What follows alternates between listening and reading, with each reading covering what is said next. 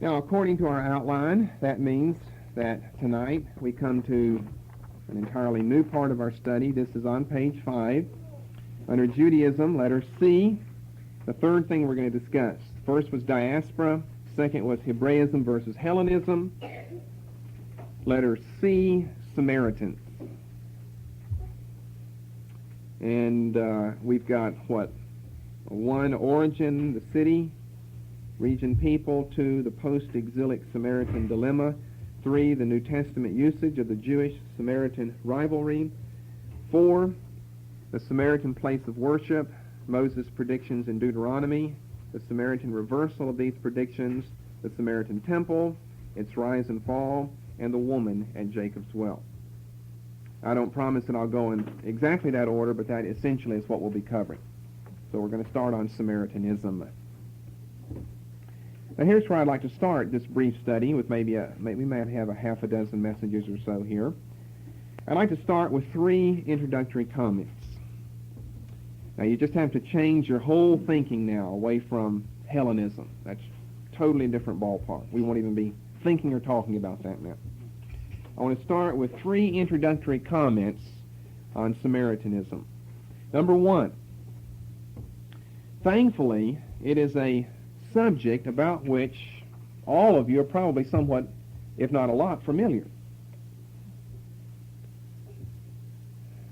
Contra, maybe diaspora, Hebraism versus Hellenism and things like that. Maybe a lot of that was new information to you.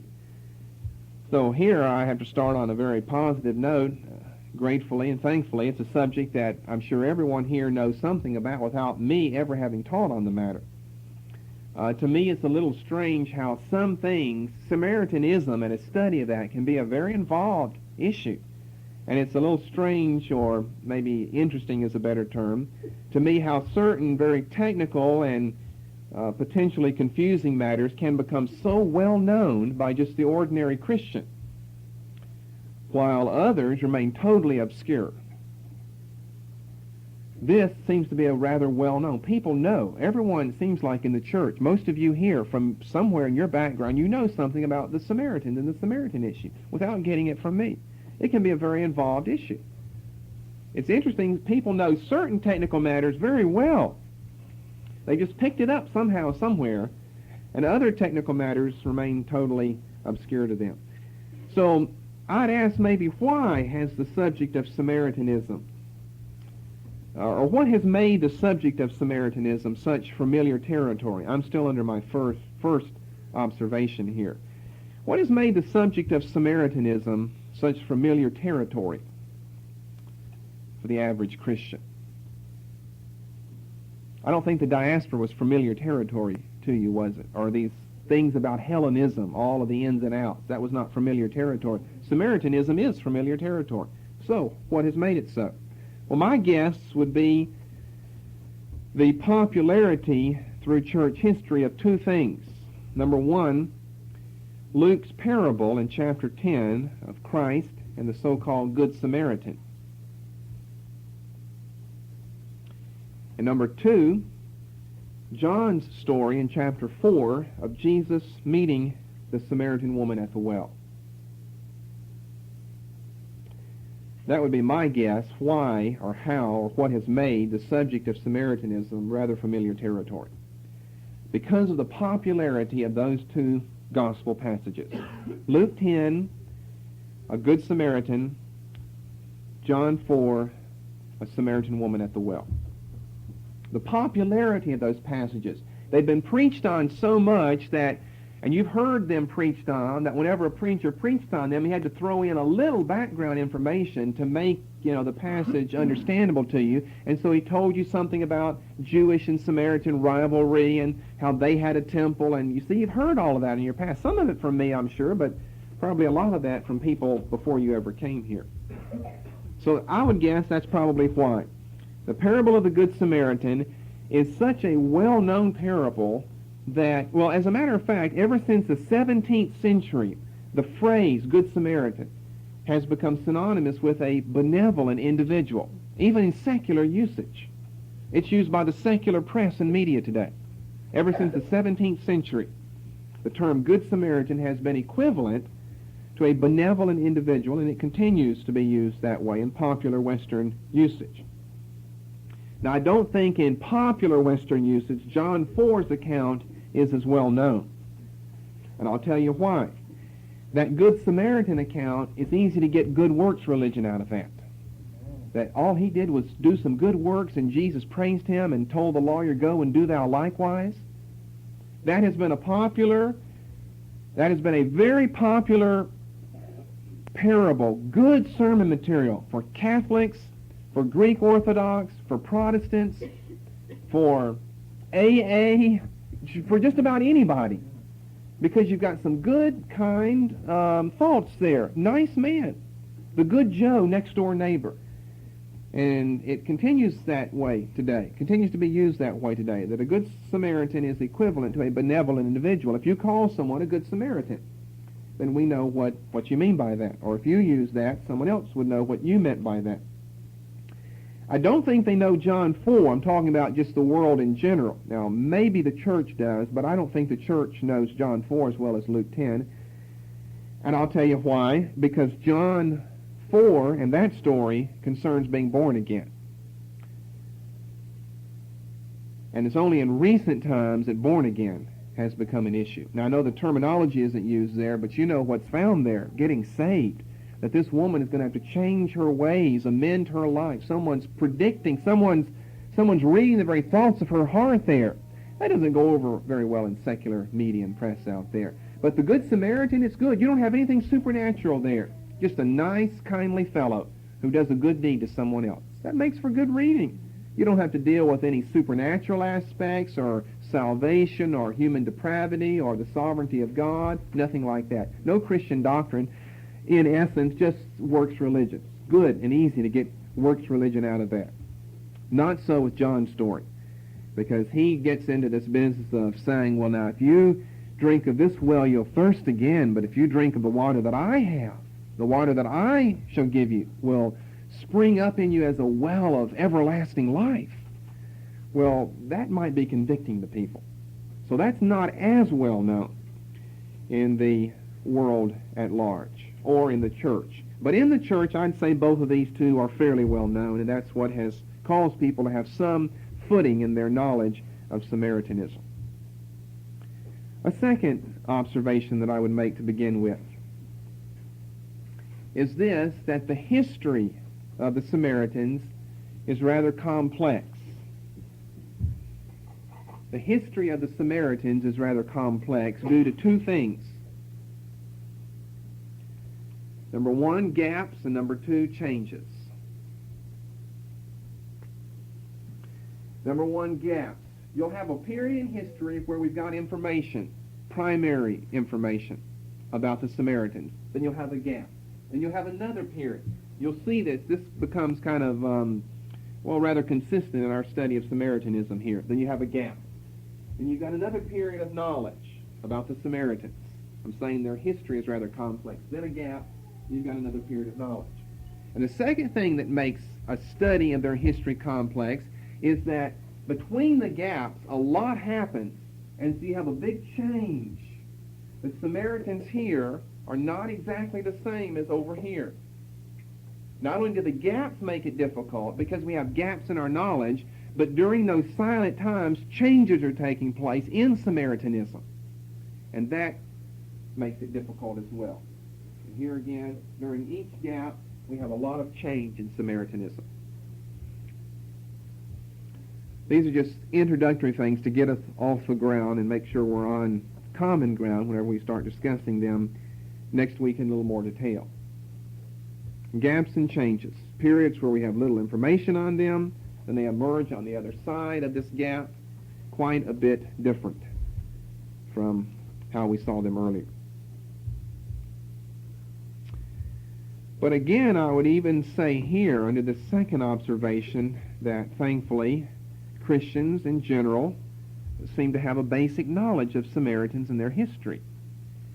If one thing comes to mind, the basic understanding of most Christians concerning Samaritanism, that would be the subject of tension or rivalry between, of course, the Samaritans and the Jews.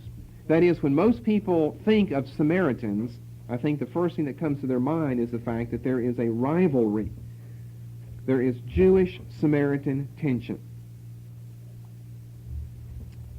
And this is borne out by the evidence. The Apocrypha bears this out. The New Testament certainly does. Josephus certainly does. And so do the works of the rabbis. Again, I think it's due to the popularity of those two passages, Luke 10 and John 4, and the necessity of a man, if he's going to preach on them, giving you a little background information of the rivalry. And so you kind of just have picked that up. My memory is foggy at this point. I don't remember how far it goes back, my awareness of the situation, but I don't remember learning it any time in the modern era, somewhere way back, somewhere ago. I heard some sermons on the Good Samaritan. And the whole point about the parable is that Jews and Samaritans don't have any dealings with each other. If someone doesn't make that point, the parable has no meaning. That's the whole point of the parable. And so when someone teaches on that, immediately, obviously, they have to tell you there's rivalry here. And that's the interesting twist there to it, is that a Levite comes by, a priest comes by and goes on the other side, and then a Samaritan comes by. Well, so what if a Samaritan? Who's a Samaritan to me? You've got to tell me they are bitter foes before the parable has any meaning to me. Now, Jesus doesn't have to tell that to his first century audience here. And by the way, that's a problem sometimes of becoming so familiar with something in your pre-conversion, pre-salvation days that it loses its force to you. Amen. To those people, to the Jews of the first century, they knew the contrast. But a lot of times the parables were taught, and I think this is one of them, that were taught with a shock purpose in mind. You're just telling a parable of this man that something happened to him, and the priest passed by on the other side, and the Jewish audience is listening, and they say, that's not too good. And then a Levite passes by, or Levite first and a priest, that's not too good. You're listening to the parable. Think if you're a Jew and it's the first time you're hearing the parable, you don't know the outcome. See, we know the end of all the stories in the Bible. I grew up with them in Sunday school, and sometimes they lose their force to you then. You already know the conclusion. And then you hear a Samaritan came by, and you kind of smile. Yeah, I wonder what that Samaritan's going to do. Going to rob the fellow more, probably. And you're listening, and he says, and the Samaritan saw him and went over and bound up his wounds, pouring in oil, put him on his own beast, took him to the inn, paid his fare, and said, if he calls you any more, I'll pay you when I come back. Well, that would have shocked the drawers, if you'll allow me to use the expression, off the immediate Jewish audience that first heard that.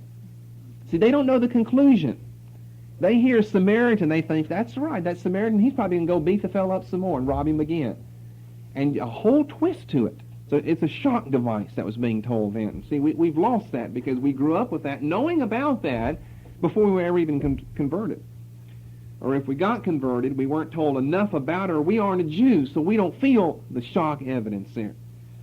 But anyway, I think that it can all be explained because of these two passages. That people do think, when they think of Jews and Samaritans, the situation of rivalry, and the evidence does bear that out. So what I'm saying is, here you had some interesting historical knowledge, maybe way back, who knows when in your life. And that it's actually borne out. You didn't know anything about technical studies or how you could prove things by the Apocrypha or rabbinical writings, and you didn't know about that, but your knowledge that you had was right. And then the third introductory comment to get us going. I'd say that the Samaritans are important people to study for several reasons. The Samaritans are important people to study for several reasons.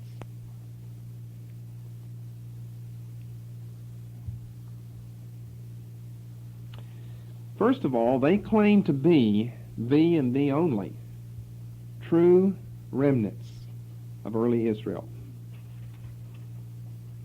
particularly of the two tribes of Joseph, Manasseh and Ephraim. They claim a very old history, you see. They claim to be the and the only true remnants You say, well, what do they think about Jews, in the New Testament period? We know there's rivalry. What do they think about them? Well, I'm sure you've never heard the Samaritan side of the story. You've heard the Jewish side of the story, and you never heard the Samaritan side. We're going to give you the Samaritan side. It's fascinating. It's false, but it's fascinating. They claim to be the true remnants of early Israel, particularly of the two tribes of Joseph. Of course, you know those being Manasseh and Ephraim. Then a second reason they are very important and deserve our study is the fact that they, and this is from biblical lit perspective, possess a very ancient recension of the Pentateuch. They possess a very ancient recension of the Pentateuch. You remember I was studying that earlier? It was called the Samaritan Pentateuch. It is non-Masoretic, so it is totally unlike the Jewish scriptures, the Jewish Torah or Pentateuch. It's non-Masoretic, and it has some similarities with the Septuagint and the Dead Sea Hebrew texts. Now, I didn't jot down somebody got a tape list with them. Maybe you can look up where that was in biblical lit. I generally try to do that to give you a cross-reference so we have it in our notes. If someone could find for me while we go along here your bib lit tapes where we discuss Samaritan Pentateuch, I would appreciate that. Look back there with Aquila and Theodotion and Origen and Symmachus and all of that, and I'm sure you'll find it. Probably under textual criticism. What is that? Lit 51. What's the title of that, brother? Okay, and none before or after that? That's the only tape that deals with the Pentateuch, or with the Samaritan Pentateuch? Okay, number 51? Okay, Lit 51, we're told. The cross-reference to what we're saying now. And it would probably pay you to just flip into your notes sometime during the next week to just see what we said about the Samaritan Pentateuch, to be prepared for other things that we're going to study about them and about their recension of the Old Testament. By the way, of course, as you may remember or may not, it doesn't matter, I'll tell you again now, that's the only portion of the Old Testament that the Samaritans down through history to this day have accepted, the first 5 books of Moses. But of course, we mean by that the first 5 books of Moses in their own recension. That's why I refer to it as their recension. They possess a very ancient recension that's important for Old Testament textual studies because it's non-Masoretic. It somehow grew up independently of the Jewish growth of Scripture.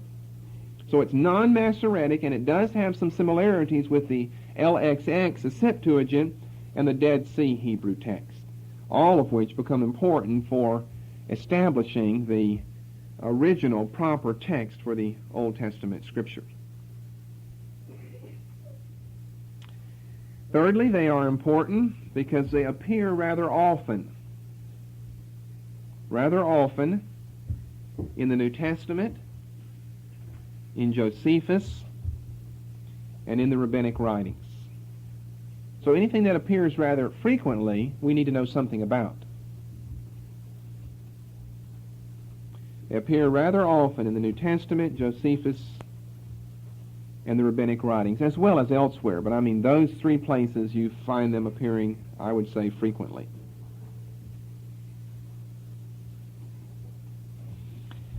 And then a final reason why they are important.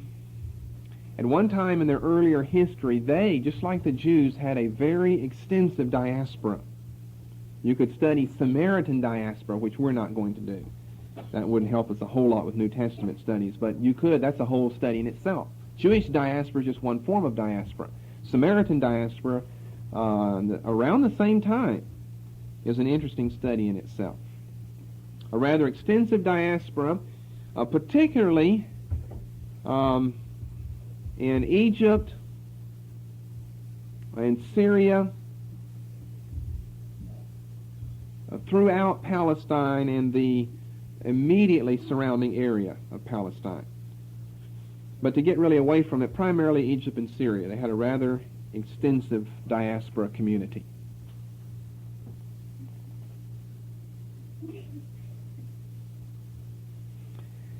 Now, Gilston, you don't need to get this down. I'll tell you what to get here in a moment. But Gilston, in his article on the Samaritans in the New Bible Dictionary, NBD, lists the following for the major sources of Samaritan study. Now, I could probably have come up with this on my own, but since I did more or less copy it from someone else, and I'm giving him the credit for that. But it's rather well known. But here's what you do want to get down. These are the major sources for Samaritan study. And we've got to go back to sources that give us true information about the Samaritan people. So here are the major sources. This is according to Gilston, the New Bible Dictionary. I agree with everything he says here, but I would also add some things earlier than what he does. And I'll explain how and why I can do that later on. I don't know if we'll get to that tonight or not. But here are the major sources that if you want to know about the Samaritans, you have to read this. 2 Kings 17. The books of Ezra and Nehemiah. And then if you put in parenthesis outside of that, you could throw in Haggai and Zechariah, only because they're coming during the same time. Although they don't really have a lot to say about the Samaritans, they throw light on Ezra and Nehemiah, which then throw light on the Samaritans. But that parenthesis is my own, the post-exilic prophets, Haggai and Zechariah. But Gilson says 2 Kings 17, Ezra and Nehemiah, Ecclesiasticus Apocrypha, Ecclesiasticus chapter 50. We'll study that when we get to that point. 2 Maccabees chapter 6. Now you can get at all of those there since you own an Old Testament and an Apocrypha. And then he goes on, the Assyrian, what are called the Assyrian Annals of Sargon.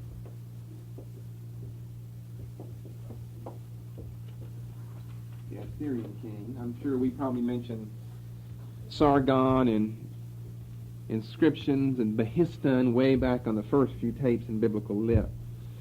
The Assyrian Annals of Sargon, the Elephantine Papyri, which also were mentioned way back early in Biblical Lit. Elephantine.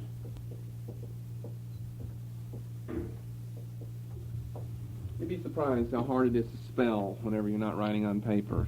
I can spell these words when I'm writing, and you get up here and you can't even spell your own name correctly. If you ever taught school or had to be up in front of people, you know what I'm talking about. It's not that you're nervous, it's just that you look at it and it doesn't look like it looks when you're writing it on your paper. It's different handwriting when you're putting it up there. And remember back in school days, teachers ever had a problem spelling on the board? I had lots of teachers that had a problem. They can spell great when they're sitting behind the desk, but not when it comes to the board. That's a different matter. Elephantine Papyri, the Mishnah. See, all these things we have already studied here. Mishnah, the Mishnah, Mishnah, the Babylonian Talmud, or Talmud, the Babylonian Talmud, the New Testament, Matthew, Luke, John, Acts. The New Testament, Matthew, Luke, John, Acts, particularly the last three. Luke, John, and Acts. Very little in Matthew, nothing anywhere else. But New Testament in 4 books, Matthew, Luke, John, and Acts. And Josephus. This is where he ends, and Josephus. And the appropriate source material there would be Antiquities of the Jews, books 9, 11, 12, 13, 18, and 20. Antiquities of the Jews, 9, 11 through 13, 18, and 20. Now, you don't have to go home and look in your Josephus and read all of this. I've already done the reading for you, and we'll kind of get all the information together. Some things, that's a lot of material anyway, to go read all through Josephus. All I've asked you to do is maybe look over your notes on the Samaritan Pentateuch, because that's rather interesting. what they did with the Pentateuch and what type of scripture they had. And you'll be prepared. You'll be ahead of us when we have some things to say about that. And of course, you could put here the Samaritan Pentateuch itself. That tells you something about the psyche and the thought pattern of these people. He doesn't include that. You could include that, and I could put some things prior to the first thing he gives, 2 Kings 17. And we'll do that later. Now, we then, after Josephus, we then have some Samaritan literature. See, none of this is Samaritan literature here, except their own Pentateuch. This is other writing that happens to mention them. What about them writing about themselves? That'd be primary material. Well, we do have some Samaritan literature, but most of it is very, very late. By that I mean like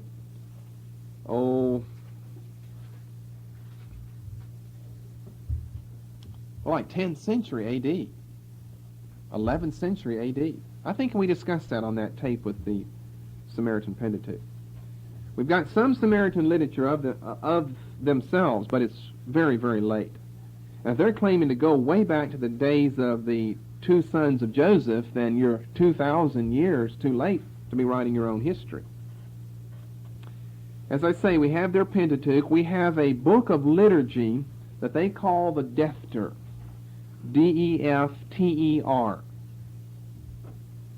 That is their book of liturgy, the Defter. D-E-F-T-E-R. Like the Anglican Book of Common Prayer. It's not like that, but I mean it's a piece of literature that's peculiar to them and to their religious practice. D-E-F-T-E-R, what they call the Defter. And then something else that I could add here is we have some of the theological writings of the man they consider to be the greatest theologian, and that's Marqa, M-A-R-Q-A. He is their greatest theologian. Protestants have their Luthers and Calvins, and the Roman Catholics have their Aquinas and Augustine. Everybody claims Augustine, I guess.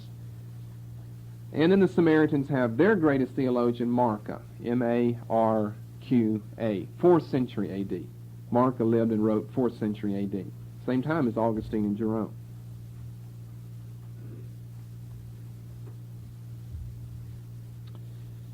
Now, what I'd like to do next, and maybe we'll stop with this, is raise the question, just who were the Samaritans, and give you 4 different views from 4 different perspectives. Who were the Samaritans? I think this is the first and most basic question we have to ask, the question of origin, before we can really speak meaningfully about their existence. And in your readings you come across normally one or more of these 4 interpretations. Number 1 is the Samaritan view of themselves.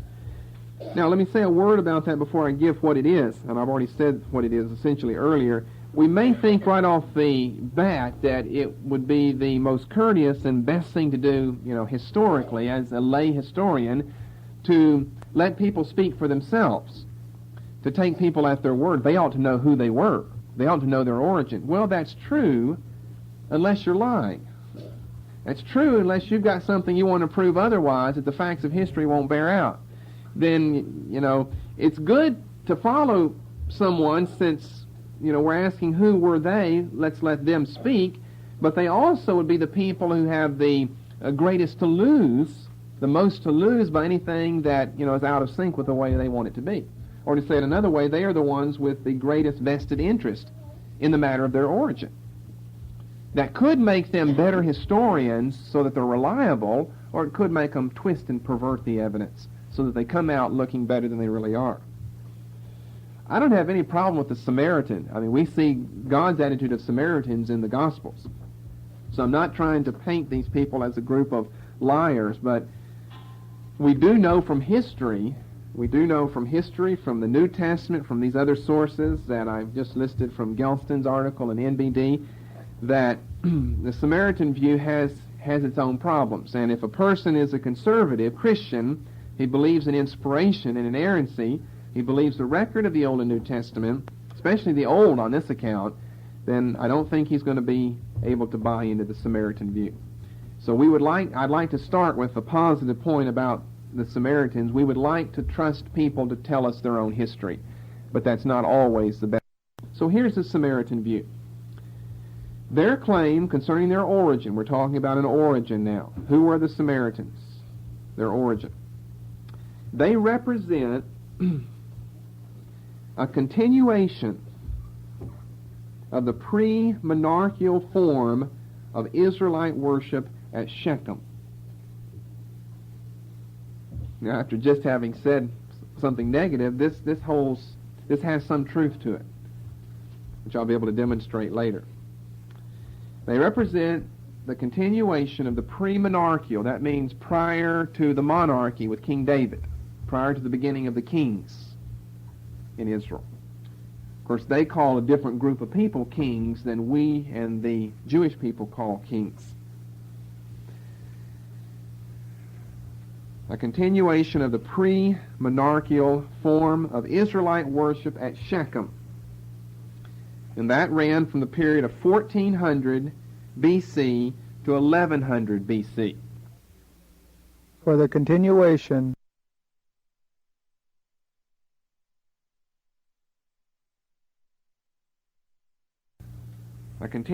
of the pre-monarchical form of Israelite worship at Shechem. And that ran from the period of 1400 BC to 1100 BC. Now, they're descendants, of course, from the sons of Joseph, Ephraim and Manasseh. But so are the Israelites. They're descendants from other sons of the same father. So you're all in the same family. What brings the break between the two? Well, something's going on here, they claim. But they are the only ones, not the Jews, the only ones who represent a continuation of the pre-monarchical form of Israelite worship at Shechem that ran from 1400 to 1100 BC. Now, you should be able to kind of recognize those dates from Old Testament introduction studies. 1400 would be about the time they're coming into their possession in the Promised Land. If you date the Exodus, the conservative date, around 1450, the middle of the 15th century BC, you got 40 years of wandering in the wilderness. About 1400, they come into the Promised Land. And we know they don't get Jerusalem right off the bat, do they? They wander around. They meet in different places. One of those places is Shechem. One of those places is Shiloh. One of those places is Bethel. One of those places is Jericho. We find them numerous places.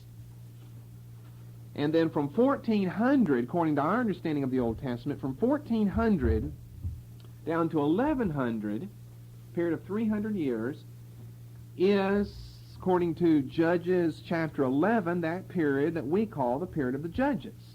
I think we're even given a date there by Jephthah in his response to that pagan king who said that he shouldn't be taking the land, and he said, well, we're not taking it. We've had it all these years.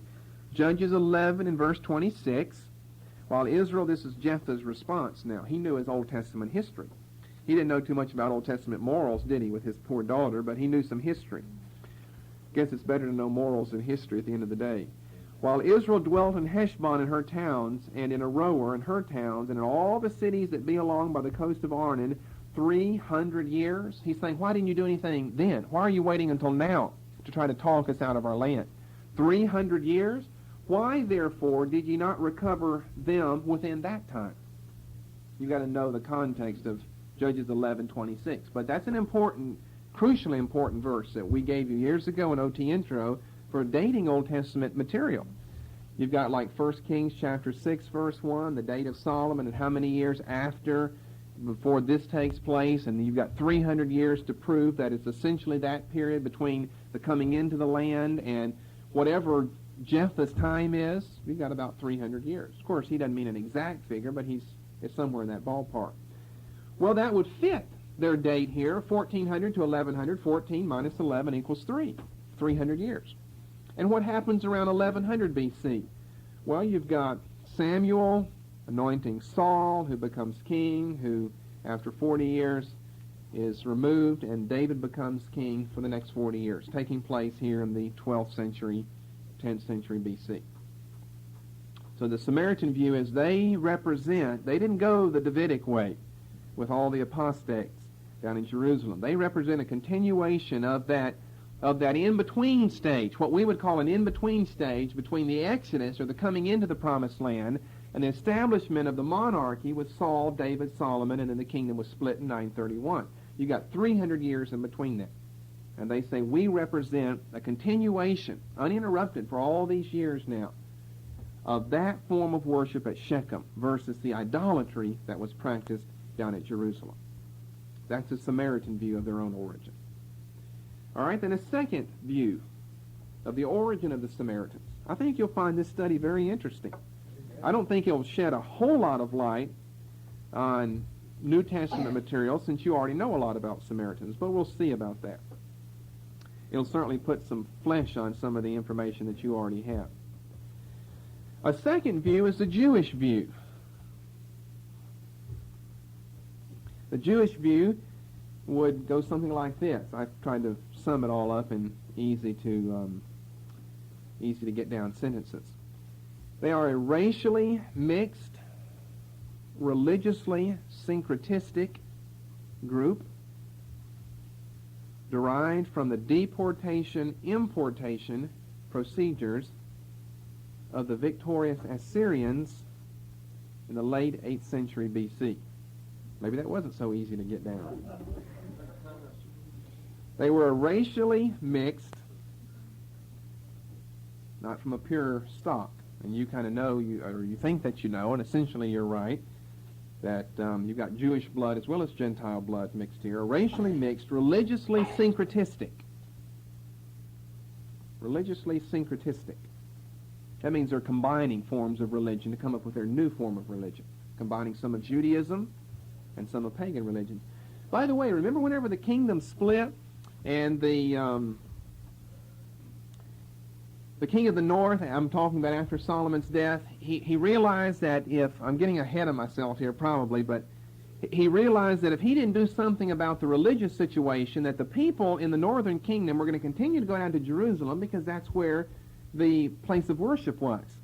And so he established two calves, remember? One at Bethel, the southern part of the northern kingdom, and one way up at Dan at the northern part, so you include everyone in the northern kingdom. Well, there are two different ways you can read that narrative. You can read that as plain, strict, all-out idolatry. That may not be the best way to read that. I think you can do the same thing with the golden calf experience in Exodus 32. Either plain, all-out idolatry, or it's a worship of God, the true and living God, through the help or in the form of an image, namely a calf or a bull. You see, just straight out idolatry, you're worshiping the object, and Paul says in 1 Corinthians 10, the demons behind that, that's not necessarily the way that we should interpret that. And I don't know that I'm totally settled on it, but I'm not convinced that's the way to interpret those places in the Old Testament. I think what we have there is Yahweh worship. Of course, God repudiated it. It was Yahweh worship that's syncretistic. They tried to worship the true and living God, but they wanted to worship him in an idolatrous fashion. That is, through idols. They weren't worshiping the idols. They're worshiping God through the idols. Whenever Aaron said, if you're wondering about this, in Exodus 32, whenever he made the calf and then he told Israel, these be the gods that brought you out of Egypt. Well, Aaron doesn't mean that that thing was a god. I'm sure what is meant there is this represents the God that brought you out of Egypt. And you may say, well, that's reading into it. But there are other things that you could study in Old Testament theology where I think it can be demonstrated. If not, I'll take it back later on. But I think that what we have is true Yahweh worship, in a perverted sense.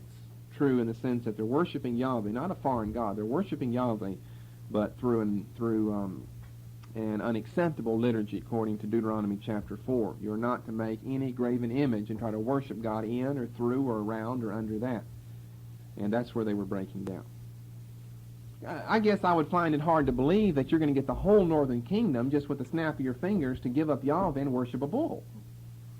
But if you could seduce them, the devil working behind it, to worship Yahweh through the bull, then I can see how people would follow. Not all of them did. Some of them continued to make pilgrimages down to Israel, down to the southern kingdom.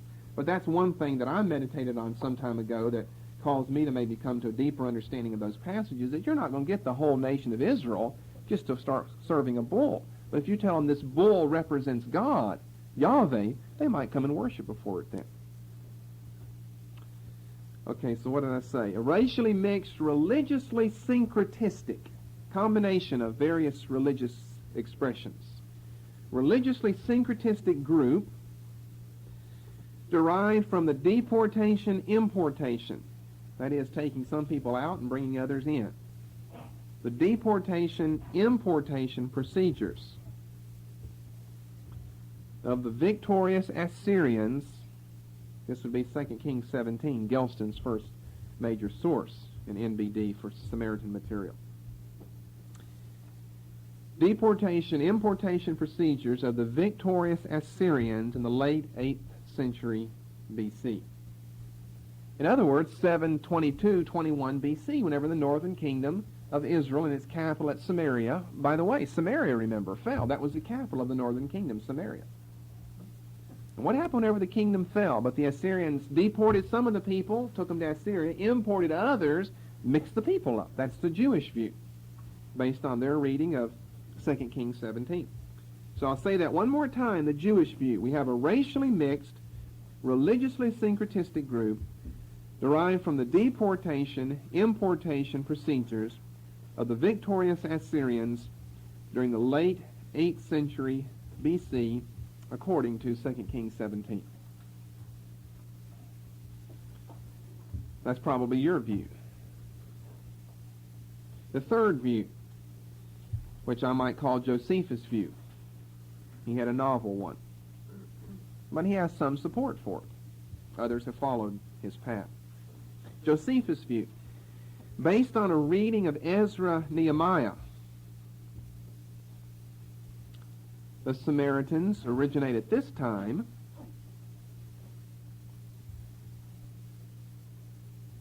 and they represent a breakaway from Judaism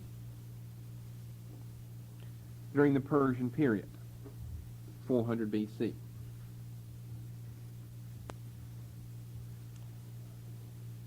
Samaritans represent a breakaway from Judaism, of course, according to Josephus' view, from true Judaism. He was a Jew.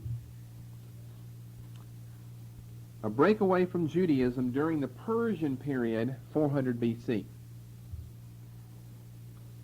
Now think with me for a moment with what we've just said. You've read Ezra and Nehemiah before.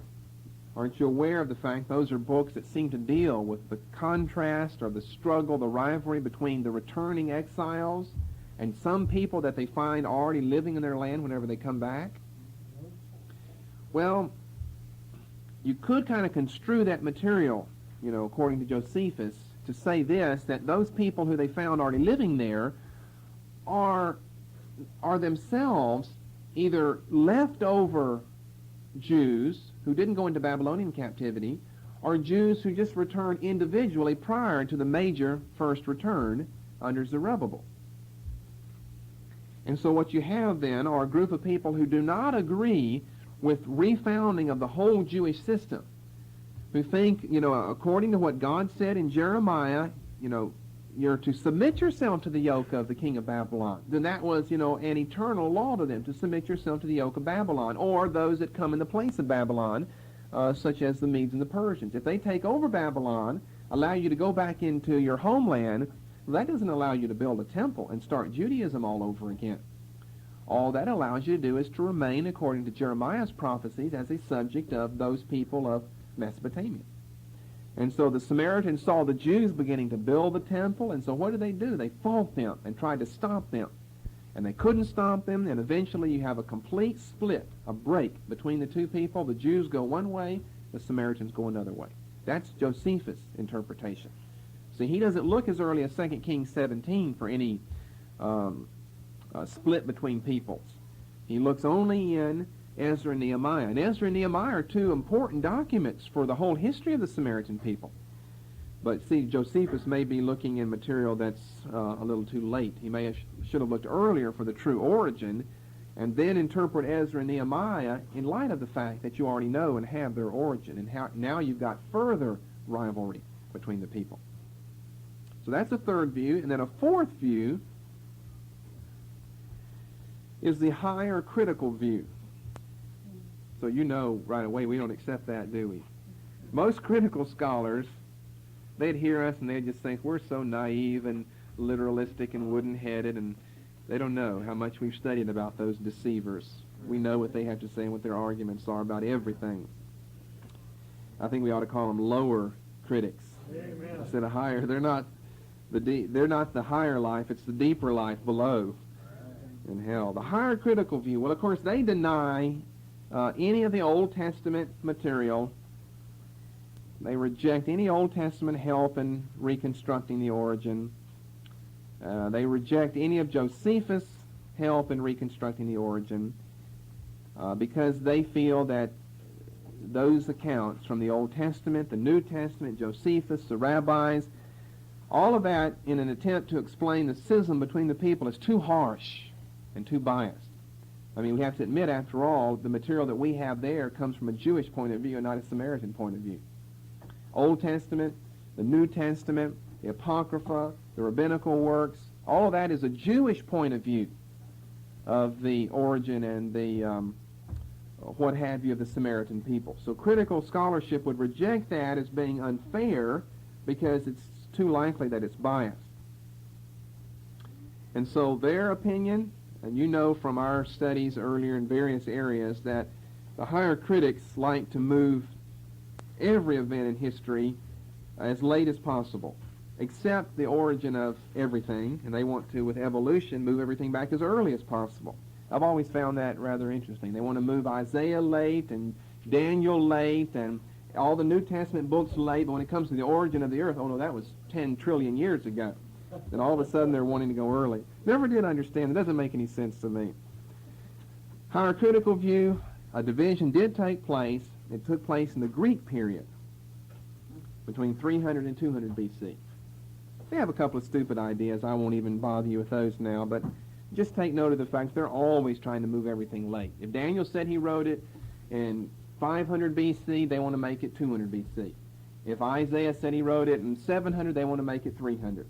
If we see that Paul wrote his epistles in 50 A.D., they want to make it 150. Everything they want to move many years later, just like it's a habit to them. I don't know why it becomes such a habit. It's a habit. You don't trust anything that you read. Everything is always read back into things too early. So we'll make it late, we'll put a division, but we'll put it during the Greek period from 300 to 200 B.C. Now I'm going to end tonight, since we've gone a little long, I'm going to end tonight with just a reference to a fifth view. I have seen an excellent discussion of a possible fifth view about 4 years ago in a theological journal by Wayne Brindle. The article was written on Samaritanism by Wayne Brindle.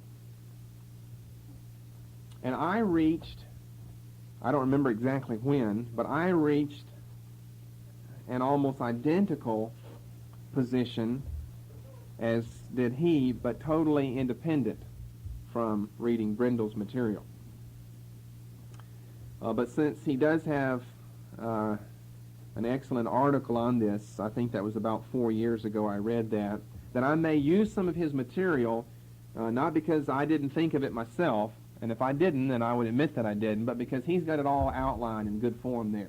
But what I'm saying here is I don't think that either one of these four views that I've just given you really represents the total situation. I obviously think that the Jewish view, number 2, is the one closest to the facts. Essentially it's true, but it's just not complete. There's more information that we need than we are provided with in the typical Jewish view, which, by the way, is a typical Christian view today. If you don't know the rest of it, I don't think any serious damage is done. Knowing a little more, I think, throws light on Old Testament history, although you're going to end up at the same place when you read the parable of a certain Samaritan that we call the Good Samaritan in Luke 10, or the woman at the well in John 4. But I'll just say that I'm not going to give you what that view is, because that's a rather lengthy study. That's what we're going to be getting into, what I think is the correct view. But I will say that I saw it about 4 years ago by Wayne Brindle in a theological journal, and I came to an almost identical conclusion independently. Not that that means anything, that I can trust him or he can trust me, but I just say that because I found it interesting that I had thought about this, the origin of the Samaritans, and then I happened to read something. I came up with the view before I read it that was just right down the alley with what I was thinking, and using the same argument and the same proof text from the Old Testament.